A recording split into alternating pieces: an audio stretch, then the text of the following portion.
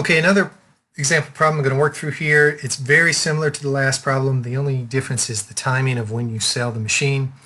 So in this problem, let's see, I have a new machine. Here's the savings, $20,000 a year. It's going to last for 3 years. The machine will be depreciated on a 3-year macro schedule. Now, remember, it's a 3-year macro schedule. It actually has 4 years in it because the accountants, for whatever reason, they set it up that way. And it will be sold for $10,000 at the end of year 3. Now, in the previous example, remember the example we just did with the washer, we bought a new machine, we immediately sold an old machine. This isn't the case here. In this example, we're buying a new machine. We don't have an old one to sell. This is the first time we bought this kind of machine. We're going to run it for 3 years, and then at the end of 3 years, I don't know, we're going to shut down the business or whatever, but we're going to stop using that machine 3 years from now, and it still has some value. We're not just going to put it out on the street. We're going to sell it, and we think we'll be able to get $10,000 for it 3 years from now. Okay? So we're going to have to figure out the taxes and that kind of thing 3 years from now in this case, not right away as we did in the previous problem. Okay, so there's our, let's see, the machine costs $40,000, the tax rate's 35%. Here's our macro schedule. Notice it's got 4 years in it. And the question is find the project's cash flow. So first question is, what's the book value in year 3? So remember, at the end of year 3, we're going to sell this machine. We're going to get $10,000 for it. But if we sell it for an amount over the book value, we have to pay taxes on the difference. So we have to figure out what's the book value. The easiest way to figure out this book value is just say, well, we've depreciated at the end of year 3, we will have depreciated all but 7.41% of the machine. So we know the book value will be 7.41% times $40,000. Right? And I guess I can calculate this in a spreadsheet. So 0.0741 times 40,000. I'm going to put an equal sign in here. And that gives us 2964. And the answer here is B, 2964. Okay? This is what is the after-tax gain on the sale of the machine in year 3? Well, remember, we're selling it for $10,000. The tax rate's 35%. So this is the book value. I'm selling it for $10,000. The tax rate's 35%. Just put that out here so I don't lose it, 35%. So the taxable gain is the amount I sell it for above the book value, so $10,000 minus the $29.64 book value. So this is the taxable amount. I have to pay taxes of 35% on that, so that times 35%. This is the taxes due. Taxes I'll have to pay. So the gain is, well, I sell it for $10,000. I pay taxes of $24.62, so this is the after-tax gain on the sale. $7,537.4. All right, so there it is. C is the answer there, 7,537.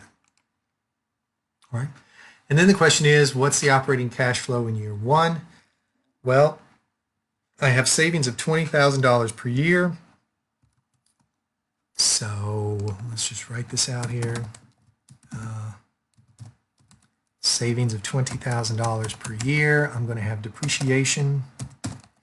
And in that macro schedule, it's 0.3333 times the original cost, which is $40,000. So my depreciation is 0.3333 times $40,000. It's that much. So my earnings before taxes is the savings minus the depreciation. The taxes I have to pay are going to be 35% of that. And so my net income is EBT minus the taxes that I owe. So $4,334.2, and then the operating cash flow, I'm just going to take the net income and add back the depreciation. I get $17,666. So that's the answer here, A, $17,666. And I've kind of got the outline of how you do that here. All right. Now in year 2, it's going to be exactly the same, except my depreciation is going to change to 0.4445. So I can just start again with $20,000 in savings. Now it's 0.4445 times $40,000 is my depreciation. Right. 4445, and then everything else is the same. So savings minus depreciation is EBT. EBT times 35% is taxes. I got that right, and then I'm going to take EBT minus taxes, gives me my net income, and I'm going to add depreciation back to that. Gives me an operating cash flow of 19,223. So there it is there, D19,223.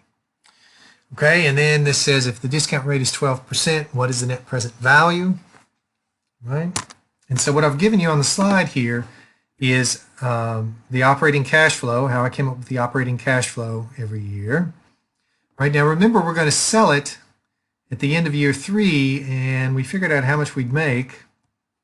So at the end of year 3, we're also going to get $7,537. So I've got this operating cash flow in year 3, but I also receive $7,537 at the end of year 3.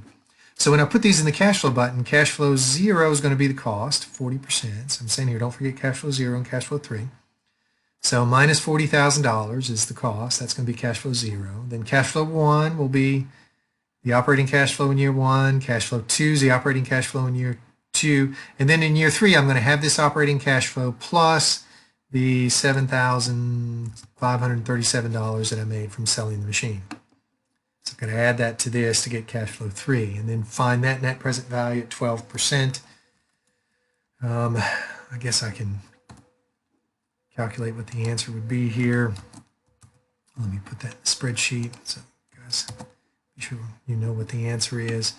So I'm going to have, it's 12%. I'm going to have these cash flows, and then the last one, I'm going to have this cash flow plus the 7,537.4, and then I'm going to subtract off the $40,000 cost, and I get 7,192.2. Hopefully that's one of my answers. Yes, the answer here is C, 7,192.2.